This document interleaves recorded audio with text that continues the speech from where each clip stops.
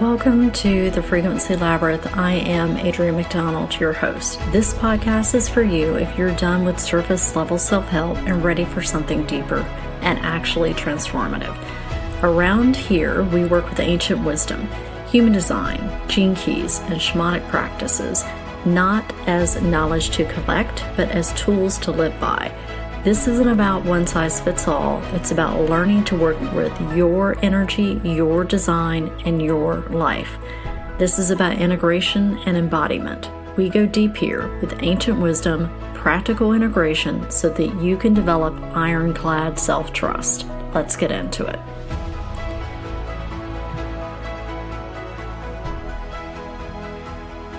Hello, beautiful humans, and welcome back, or welcome if it's your first time. Today we are talking about moving from doubt to intuitive clarity.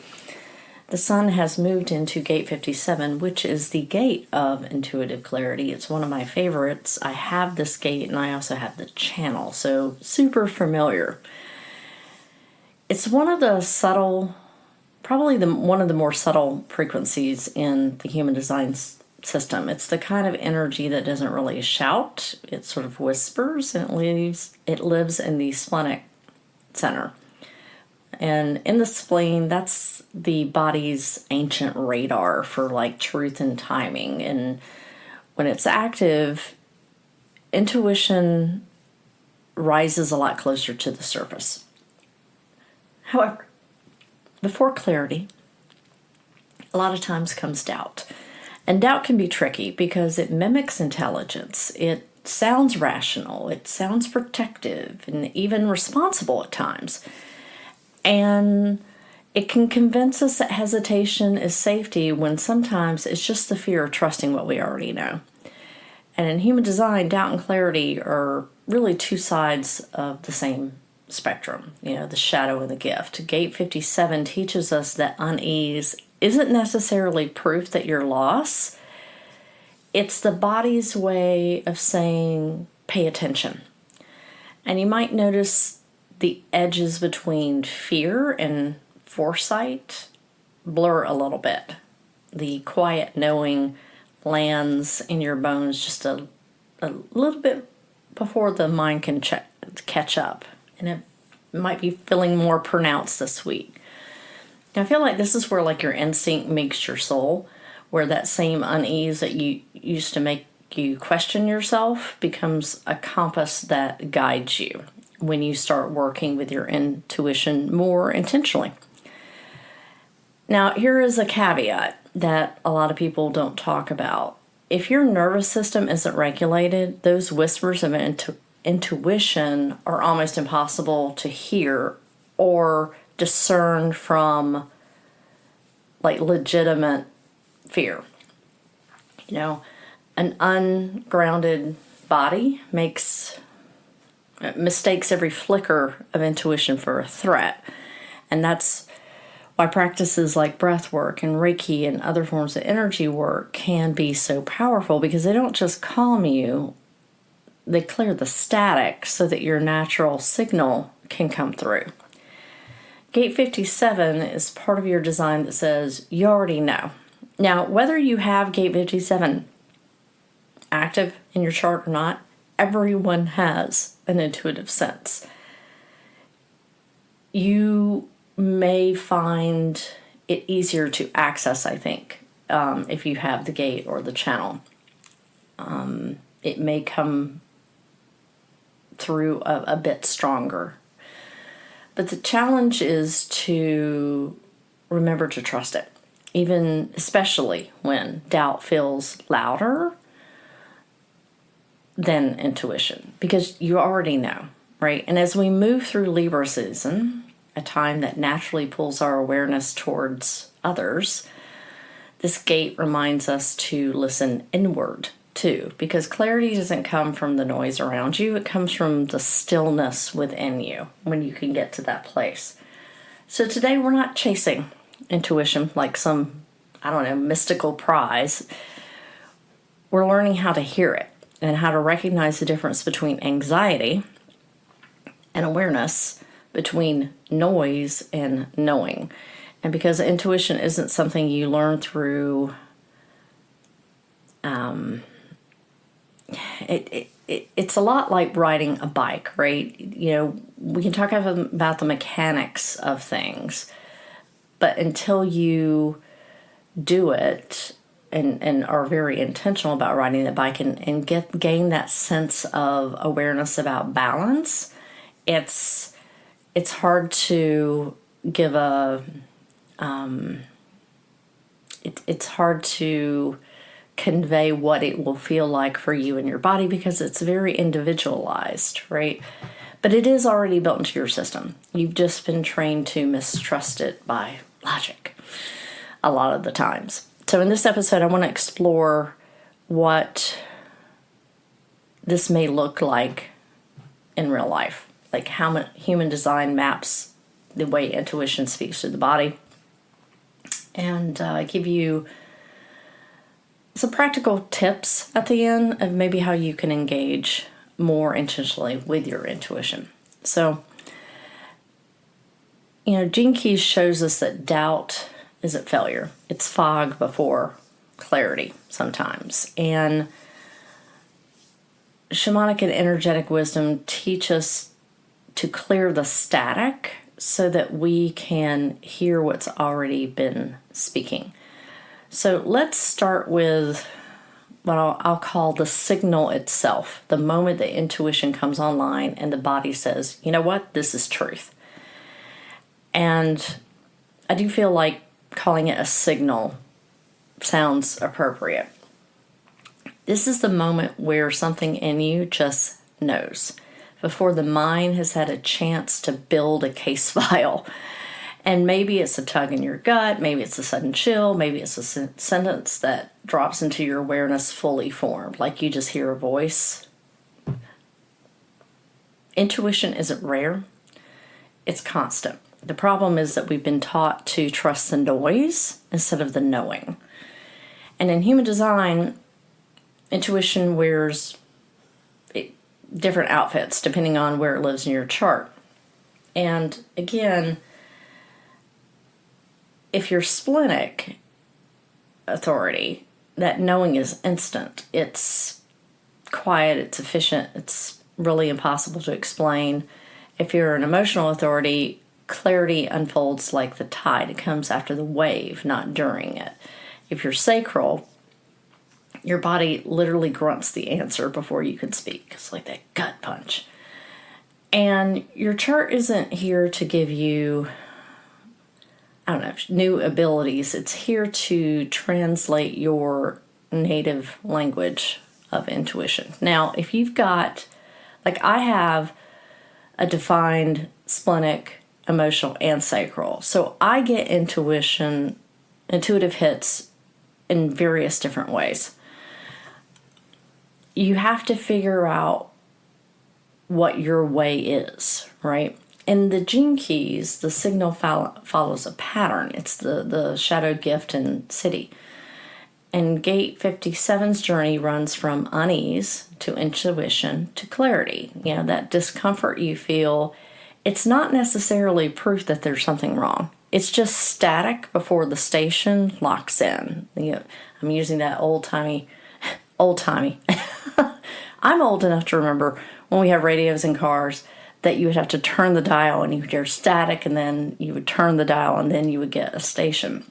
So that I'm showing my age there.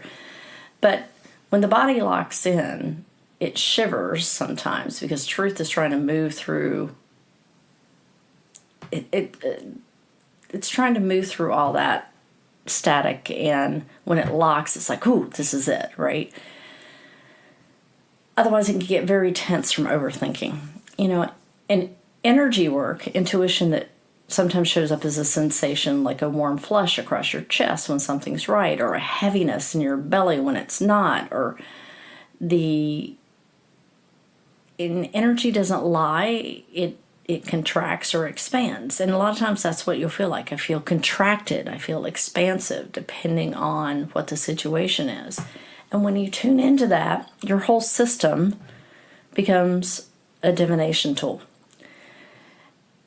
And from a shamanism standpoint, I feel like intuition isn't just internal, it's relational. The land speaks, ancestors speak, spirit speaks. You're not listening with just your ears, but your presence.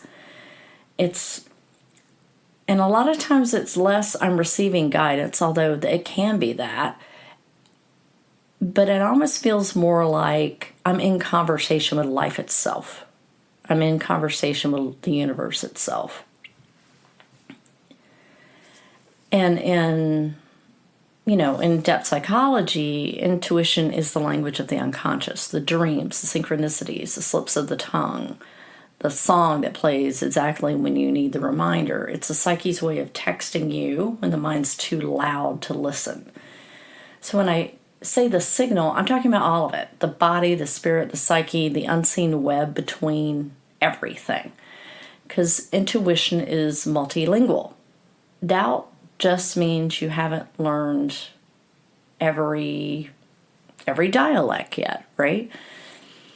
So a quick practice on the signal is to take, I would recommend doing this alone so that you're not in anyone else's energetic field, is take a slow breath through the nose, exhale through the mouth, and ask, what does a yes feel like in my body? And where does that live? And what about a no? How does that land? And don't analyze it, just notice. And that's the start of your personal signal map. When you can name how truth feels in real time, you don't need a lot of external validation. You just need to keep your channel clear. So if the signal is your intuition in high def, if you will, the static is what distorts the channel. And here's the thing. Static is not evil. It's just feedback. It tells you when and where the system is overloaded or where you've tuned into someone else's frequency instead of your own. Now, in human design, static often shows up in the open centers. This is where knowing your design can be extremely helpful because those are the places where you're most sensitive to others. An undefined head picks up everyone else's questions, leaving you chasing answers that sometimes were not even yours to chase. An open solar plexus amplifies the emotional weather until you can't tell if the storm is yours or if it's borrowed for somebody else. Like when you have someone that has emotional authority defined, they're going to set the emotional stage in the room. My husband often looks at me and says, don't be putting that over here, because he has an undefined solar plexus, which is also the emotional center in human design.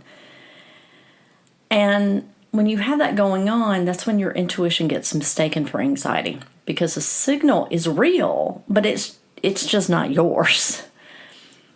So in the Gene Keys language, we call this shadow frequency, right? Gate 63, the shadow of doubt, and the gate 57, the shadow of unease, are classic examples. Like I have the gate 63. It's in my personality, Mercury. So it's built into a lot of the way I communicate. I do question a lot, but I also trust internally, right? These are not flaws. They're part of the calibration process. Doubt asks, are you sure? Unease says, something's off. But when you don't slow down to listen, these voices can spiral into fear instead of refinement, instead of discernment. And that's what we want. We want discernment. We want refinement. Energetically, this is what happens when the nervous system isn't energetically, this is what happens when the nervous system is dysregulated, right? The body doesn't feel safe. And if the body doesn't feel safe, the intuition can't get through cleanly. You'll interpret every sensation as a threat, as I talked about before, instead of the truth. And that's not intuition. That's survival instinct wearing a spiritual filter. And there's a place for that. Don't get me wrong. If you're being chased by a lion, It's all about the instinct, right? Get away. Now, from a shamanic lens, I feel like static is fragmentation, maybe. Like perhaps when too much of your energy is scattered in worries, and that could be in worry or comparison or self-doubt. When that happens, you lose coherence. You stop hearing the voice of spirit and start hearing the echo of every unhealed story you've ever lived. And through shamanic healing, that's where things like power retrieval, soul retrieval, it's what brings back those fragments home. And with them, a lot of times after a power retrieval or a soul retrieval, I feel like intuition gets significantly sharper. That quiet clarity that has been missing just suddenly comes in stronger after the integration process. Now, from the psychological side, static is the mind trying to protect the ego's identity. Because if you actually followed intuition, you might have to change something. And the ego hates that. So it keeps analyzing, looping, seeking one more sign, one more reading, one more logical reason. Now, you can feel static in your body. It's that tightness in your jaw before you answer. It's the doom scrolling, really. It's the moment you sense truth, but you immediately argue with it. In the South, we call it the Southern denial. It's like, I don't want to see that. So perhaps a quick reset practice in this area is, put your hand over your heart and another on your lower belly. And take one deep breath. And again, do this when you're not in anybody else's energetic field. And say, what's mine right now? And then let the exhale clear what's not. Like breathe out what's not yours. Letting go what's not mine. You don't have to name it. You just have to return to your own field.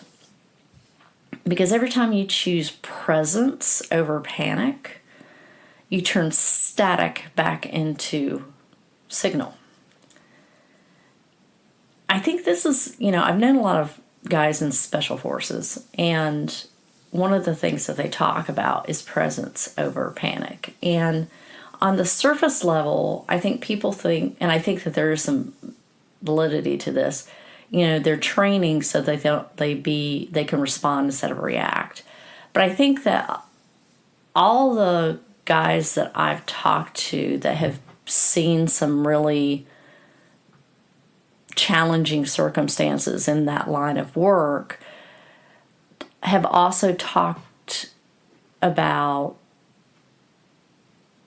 there's a certain level of tapping into their intuition as well, in being able to trust that when the shit hits the fan. And I think that is one of the advantages of doing the training for their nervous system, is so that they have both that skill set and that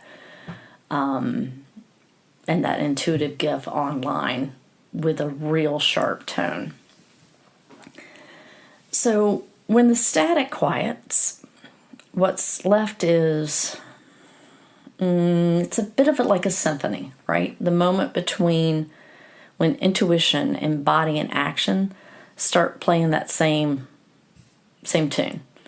And in human design, this is where clarity becomes movement, right? Generators feel the hum of their gut and respond, and manifestors get that spark and they inform, and projectors wait for the right invitation and speak truth when it lands, and reflectors, they track the rhythm of the moon. And following your type's timing shouldn't feel like obedience. It's how you keep the music in tune. And the gene keys remind us every time you live in the gift instead of the shadow, that's your frequency at its highest optimal operation, right? Gifts 57's gift of intuition matures into clarity when you trust the process more than trusting your best laid plans. And that's when synchronicity stops feeling rare and starts showing up with a lot more consistency. And it becomes more natural. Of course I'm going to get this signal. Of course things are going to be in more alignment because you're operating at your optimal frequency, right? You're fulfilling that natal promise. Now, from a shamanic lens, integration happens through relationship, right? That's why we offer gratitude to the land. That's why we light a candle for our ancestors. That's why we listen to the wind. We talk to a tree. When you stay in dialogue with the unseen, intuition becomes community, not just a performance thing that you can post on TikTok or Instagram. And through energy work, integration it's a lot like spiritual hygiene, I think. Clearing your field, receiving, acting, clearing again, that simple rhythm of, it's almost like the inhale and exhale. It keeps your intuition crisp instead of clogged up. Now, one day a practice for this could be follow one intuitive nudge without demanding proof. And don't try to over-interpret it. It just act, just observe, just write down what unfolds. It's not about being right, because you're going to be wrong some too. It's about rebuilding trust through repetition, because intuition deepens through your own type of evidence, because you begin to trust yourself more, so it shows up more. Each time you follow it and life meets you halfway, the nervous system relaxes. That static fades. That signal gets stronger. Because maybe intuition isn't something you build necessarily, it's something you stop interrupting. So take that with you this week and notice what expands and what contracts and where your knowing hums underneath the noise. But before we close, let's get a little bit more practical, because clarity that never lands in action, it's a different type of noise, right? So let's give you a few ways to bring this work off the podcast and into your life this week. Okay. All right, we're going to have 3 or 5. Number 1, create your own signal map. All right. Start tracking how your intuition actually feels. When something turns out to be true, notice what your body did first. Go back and think about it for a sec. Feel, and more importantly, feel into it. Was there a temperature shift? Did your gut pull? Did you just hear a subtle yes? Did you hear a subtle no? Explore the clairs. And within a week or two, you're going to start seeing a pattern of your truth emerge. Your body's native yes or no language. It could be something that simple, like just focus on the yes or no. You certainly can get intuitive hits that are much more expansive than that. But maybe to just, for a week or two, just focus on yes or no. Number 2, practice the 24-hour listening fast. Okay? For one day, don't ask anyone else what they think. No advice. Don't even pull any cards. No polls on Instagram. Just you, your thoughts, your body, and the quiet. Because the other thing is, intuition can get drowned out by constant consultation with the other. Okay? Now, I pull cards all the time. But if you're using an oracle card as a replacement